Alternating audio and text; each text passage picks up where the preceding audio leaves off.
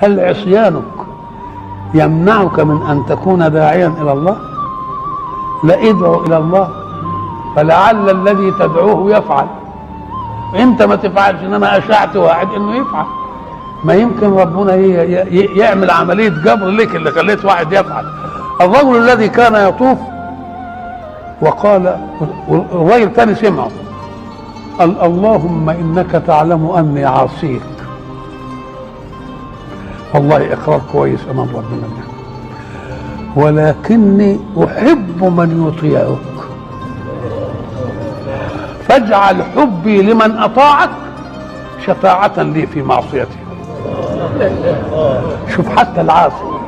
طيب الذي لا يصلي يعفى من أن يكون داعيا إلى الله؟ مكسل عن الصلاة، يقعد واحد ما تقوم يا تصلي، يقول له طب أنت، قال له أنت مشغول. السلام عليكم ورحمة الله وبركاته. سبحان الله والحمد لله ولا إله إلا الله والله أكبر ولا حول ولا قوة إلا بالله العلي العظيم. اللهم صل وسلم وزد وبارك على سيدنا محمد وعلى آله وصحبه أجمعين. شغلانة البدرية مقضية أو منسية زي ما بيقولوا. الروتين ده إن شاء الله هتشوفيه وهيشجعك وهتقومي تخلصي كل اللي وراك. هلت علينا بقى روايح الشتاء وتنظيفات الشتاء وكل ما هو في الشتاء جميل ما عدا تعب الأطفال.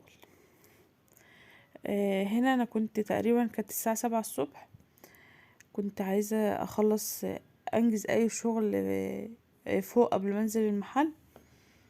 أنا لو فضلت تحت طول النهار وشقتي متروقة ما بزعلش، يعني ما ببقاش قاعدة نفسيتي تعبانة أبدا. أنا حتى لو قعدت تحت ساعة واحدة وشقتي متبهدلة ببقى قاعدة الساعة دي بفرك وبهري وانكت عشان اطلع اروق اي حاجة في الشقة. كده اصطبحنا واصطبح الملك لله، واستاذة ديالا صاحية معايا من بدري، فقلت اما اخلص يعني احاول انجز اي حاجة قبل ما انزل علشان ابقى قاعدة نفسيتي مرتاحة. فده كان مكان العشاء، ما كنتش قادرة اعمل اي حاجة، وكان ده جوزي هو اللي حاطط لنفسه العشاء وكده واتعشى وقام. فقلت اما اروق اي حاجة قبل لما انزل.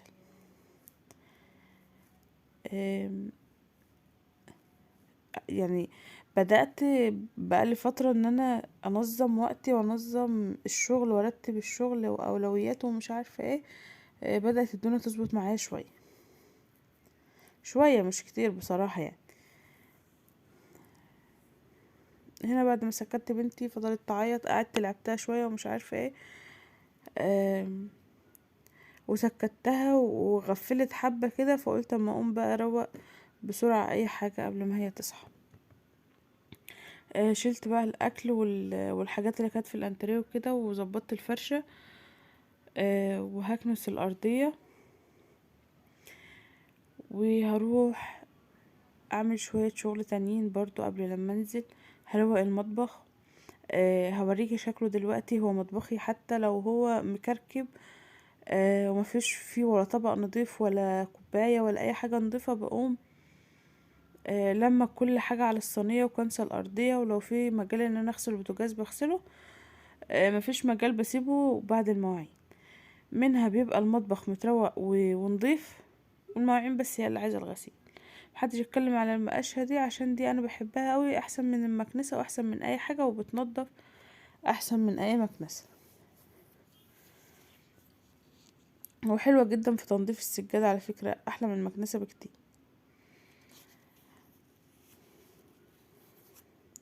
ده شكل المطبخ قبل لما بنزل. الارضية مكنوسة، السجادة متنفضة ومفروشة، الرخام متلمع. مفيش فيه اي حاجة غير غسيل المواعين. والبوتاجاز لو انا ما غسلتهوش، المنظر لو كنت شفت المنظر قبل كده كان المطبخ يخض اي حد يدخل فيه. هنا بقى انا قعدت الحافظة دي في فانيش وبرسيل ومية، غرقتها كلها مية وفانيش وبرسيل. والجواكت دي بمية وبرسيل بس، وهسيبهم يتنقعوا كده لحد لما اطلع لهم بعد الظهر اعمله. وكمان نقعت تبلت الفراخ. وهسيبها برضو لما اطلع تبقى جاهزة على السوا ان انا هحطها في الفرن. انا هنا بقى طلعت حطيت الفراخ في الفرن ودخلت على الجواكت. طبعا الشقة معظمها متروق، المواعين بس هتتغسل، اوضه النوم هتترتب بس. كان في شوية حاجات برضو في اوضه ولادي ظبطتها وخلاص، على كده بقت الاوضه نظيفه. هنشوفها دلوقتي.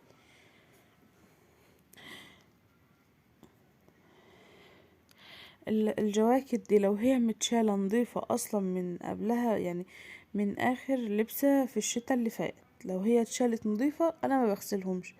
بس الشتاء اللي فات انا كنت حامل، كنت داخلة على ولادة فما غسلتهمش، فاتشالوا زي ما هما كده وهما مش نضاف. فقلت بقى قبل ما الشتاء يدخل وجوزي هيبدأ ان هو يلبس فيهم فيلبسهم، اشيلهم نضاف، يعني يلبسهم وهم نضاف.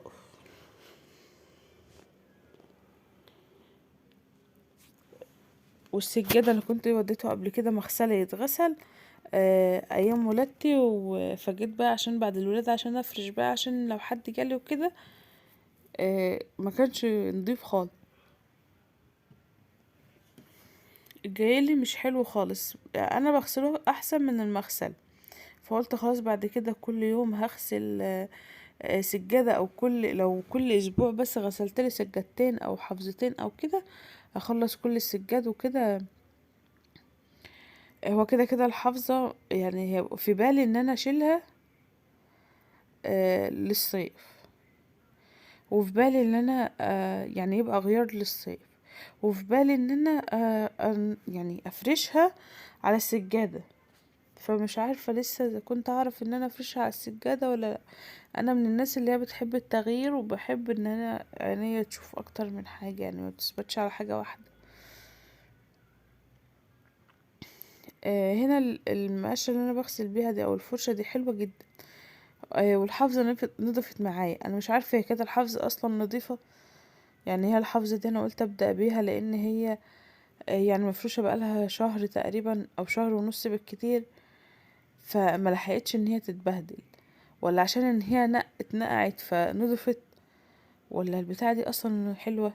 مش عارفة، المهم ان الحافظة نضفت معايا ودي احلى حاجة. الحافظة دي انا لو كنت غسلتها في الانتريه زي ما بغسل السجاد كانت هتبقى احلى من كده بكتير، كنت هعرف ان انا اتملك فيها عن كده. السجاد انا بغسله في الحمام عادي، يعني بيبقى حلو لان هو ما بيبقاش طري وبيتلوى زي ده كده، لا هو بيبقى حلو. ده شكل الانتريه بعد لما تنضف، ده شكل الاضافي بعد ما اتنضفت. تمام. آه وده العشاء او الغدا، واحنا غدانا عشان دي ملوخية وسلطة ومكرونة وفراخ مشوية، وتحت بقى جبنة عيش ومخلل وكده. الملوخية انا خدتها في طبق كبير، وخدت التلات اطباق الصغيرين دول علشان نبقى نفضي من الطبق الكبير ده فيهم عشان ما تتدلدقش مني، وكمان جرجير وخضار وكده. وجبنا من تحت عيش ومخلل وكلنا الحمد لله، وكان الاكل طعمه جميل. وكده خلاص خلصت بقى الفيديو وخلصت الروتين بتاعي وطلعت قلت اريح شوية. عملت لي كوباية نسكافيه، وجبت لي بتاع من الحلو ده اللي هو شوكولاتة مش عارفة شركة جيرسي عاملاها، طعمها حلو جدا مع النسكافيه برضو بيبقى طعمها جميل. هو ده شكلها، طعمها فعلا حلو جدا. والفرولز. بس لو عجبك الفيديو ما تنسيش تضغطي لايك وتعملي اشتراك.